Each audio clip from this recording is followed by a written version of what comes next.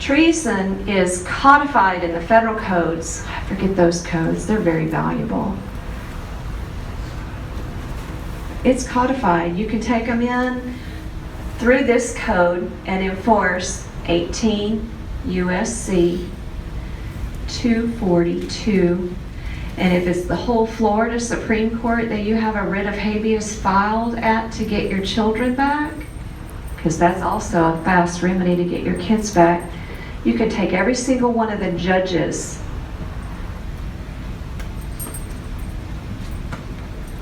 that sits on the Florida Supreme Court that will not return your children and will deny the writ of habeas corpus. You take every single one of them and civilly prosecute them underneath these criminal codes for their kidnapping. And if they had sent police officers or CPS workers, CPS is a for-profit corporation, sue every single judge that sits on the Florida Supreme Court.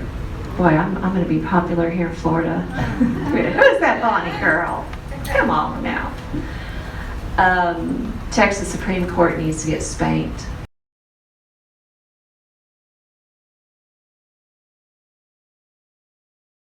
And I'm protected underneath the foreign diplomat codes, which are, it is a crime for them to detain me under USC, 18 USC 11, 112, and 1116. If I'm being detained in my work procedures, which I'm there to set the Hawaiian people free, as a foreign diplomat from the great nation of Texas, I have special diplomatic status, and all my RT ID, my Republic of Texas ID, says diplomat, Texas diplomat, because I serve in that capacity for the people. And the 11 defines that even if the nation is not, how is it phrased?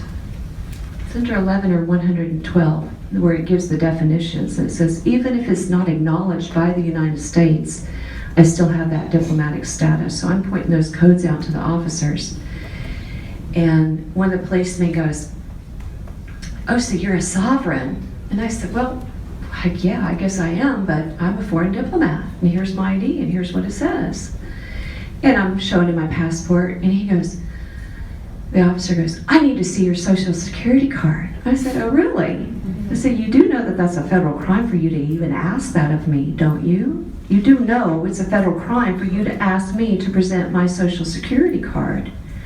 Well, I need to identify you. I said, well, I've already given you both my passport, my badge, and my foreign diplomatic ID from the great nation of Texas, and that's how I phrased it, the great nation of Texas, because it is a nation. We've even gotten hints from Trump, who's given these public speeches, and he's given us clues. He's saying the nation states. When you first heard that, did that not ping something's different? The nation states. He said it over and over again. So I'm claiming I'm a foreign diplomat, which I am, and I have the ID to prove it.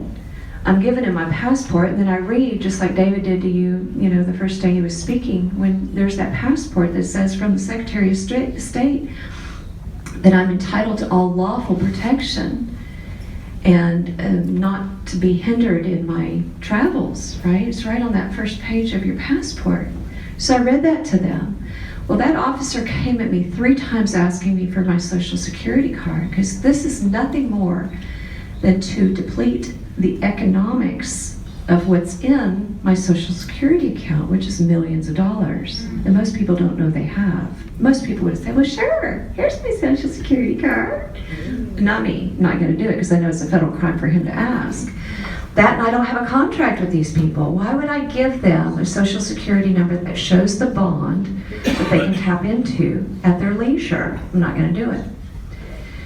So they finally left and said, okay, we're out of here. There's no, and they could have gotten me had I been hot-headed or mean-spirited or belligerent or whatever for breaching the peace. I was not going to give them that opportunity. So I stayed calm and respectful and very sweet and smiled the whole time, but very firm that I was not going to comply with that social security card requirement. It's ridiculous. There is in their codes and statutes a failure to identify. I've identified myself. I also pointed out that when I had the mask off, we were in international water. Well, look at that. There's no jurisdiction here, because as soon as we landed, I had my mask on, like a good slave, even though I'm not one. And the codes and statutes don't apply to me, but I have to educate law enforcement to understand that, because they have been improperly educated. By the way, one of these, 42 U.S.C. 1983, it's a claim in federal court, failure to train law enforcement. You can sue the sheriff for that. It's a cause of action in federal court, failure to train. So a lot of times when I stand in front of a judge, I'll say something like this. I'll be like, well, you're not going to get me for failure to train. It is my duty to properly train you as my civil servant. You work for me, so it's my job to teach you that you are out of compliance with the law on this. Here's what you must do. I require it of you. If you agree, we can move forward. Otherwise, I need to go. I need to go into federal court today to deal with this issue. Are you in agreement? If so, we can proceed. You have to know who you are. You're the living man and woman, the creator of government. This is a Republican form of government. That's different from the democracy. Do we understand the difference between a democracy and a Republican form of government? Is there one person that's kind of broad and ambiguous term and don't really understand what it means? Because I'll break it down for you. Yes. And it's important for us to know this. A democracy means that mob rules. Underneath Monell, remember we talked about Monell versus Department of Social Services? Did you know every court is nothing but a corporation? Did you know that? They're suable under Monell versus Department of Social Services for their unconstitutional policies and practices. So we need to know how to sue them. We need to hold their feet to the fire, and this is how we do it, right? Oh, your right of assembly, Article 1, Section 5. The people shall have the right, peaceably to assemble, to instruct their representatives, and to petition for redress of grievances. This is Article 1, Section 5 in your Florida Constitution. It's also right here. Your rights to redress are both U.S. and state protected rights. And we talked briefly yesterday about statutes of limitation. Remember? Do you remember that? I know I talked a lot yesterday, and it was probably like drinking from a fire hydrant. Anytime there is a statute that runs in conflict with a constitutional right, which one fails? Statute fails, right? And because you have the right to redress your grievances underneath the U.S. Constitution, and in your Article 1, Section 5 of the Florida Constitution, and in Texas, it's Article 1, Section 27 and Article 1, Section 13, you have a right to redress your grievances if you've been injured in a constitutional way. You guys also have another one that's very interesting, access to the courts. Has anybody been denied access to the courts and they're making you do a Zoom hearing? Yes. That's unconstitutional based on your Florida Bill of Rights. Did you know that? Yes, as of today. As of today.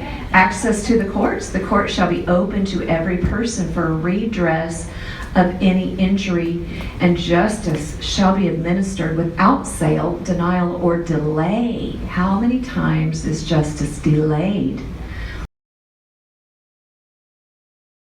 In force since December 15, 1791. Therefore, this mayor, police, deputy, state, county judge cannot plead federal qualified immunity.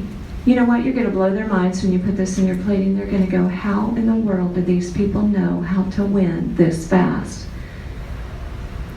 Believe me, I read every U.S. Supreme Court decision about suing judges, and it's taken me a long time how to weave through all their decisions to come to how the pieces to the puzzle fit, so you get to benefit from all the studies of the years that I've done on how to sue judges. This is how you win. The Fifth Amendment has been clearly established since December 15, 1791. The Sixth Amendment, right to a fair tribunal, and right to counsel, has been clearly established since December 15, 1791. The Seventh Amendment, right to trial by jury, has been clearly established since December 15, 1791. The Eighth Amendment, right to bail, right to be free from cruel and unusual punishment, has been clearly established since December 15, 1791. Therefore, this police officer or deputy/sheriff, because that's the principal, you should be training his deputies properly. Failure to train is a cause of action in federal courts. You could sue the principal as well as the actor that did it, the employee as well as his principal, because this is his boss. He's supposed to be well trained. Therefore, the police, the deputy, the state, the county, and judge cannot claim federal qualified immunity. Put all that in an affidavit of truth, sign under penalty of perjury. Put your seal, which is your red thumbprint, and mail it to all of them. Put them on notice. Mail it to them, ask them to rebut it. Every fact that you put. And use the very facts that I gave you. I mean, your situation is going to be different from mine. Were your kids taken? What day were they taken? Who did the taking? Did you have hearing after hearing after hearing with no relief? Where you were not able to put evidence on, and when you did put evidence on, they ignored it, even though you showed facts in your hearing that they had no jurisdiction over your children. And yet they would not return your kids. Put it all in your affidavit of truth. Mail it to them, registered mail. Put your label 200. Put that same label 200 at the top of your envelope after you've copied it onto the top of here, and then send it to them, all registered mail. This is the easy, fast way to win. And you're going to have a cover sheet on top of your affidavit that says, please note, all these facts are true and correct. I'm entitled to a judgment as a matter of law. I need you to rebut all these facts. If you do not, I'm entitled to a judgment as a matter of law within 30 days. They never respond because they're not truth operators like you. They operate in lies and fraud and deceit.